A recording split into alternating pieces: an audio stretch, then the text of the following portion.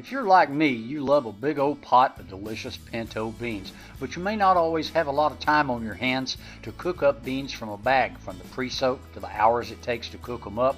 Whether your beans come from a bag or a can, the key to any delicious bean recipe is in the seasonings, knowing which seasonings, and probably more importantly, exactly when to season them. Also by adding layers of flavor. Today I'm going to show you how to make a delicious pot of beans in just 30 minutes, and it comes from a can.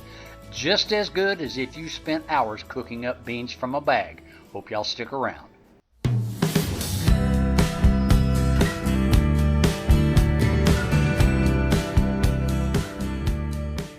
Now these canned beans have been pre-cooked. However, they've been sitting in a lot of starchy fluid and probably a lot of excess salt. So what we want to do is get rid of that.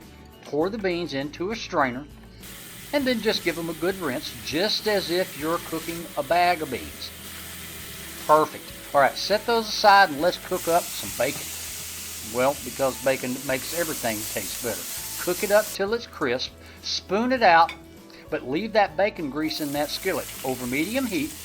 Add some chopped Spanish onion and chopped poblano peppers, seasoned with kosher salt and coarse black pepper. Give it a stir.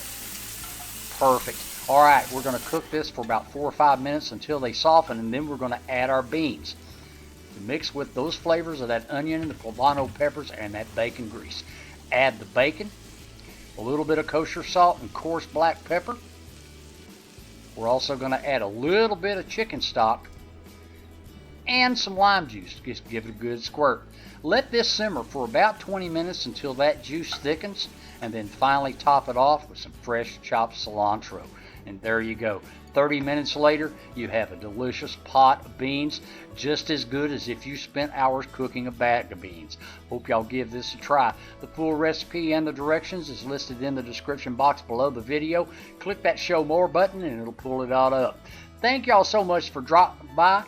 Don't forget to subscribe to watch other easy and simple recipes. And until next time, bye-bye, y'all.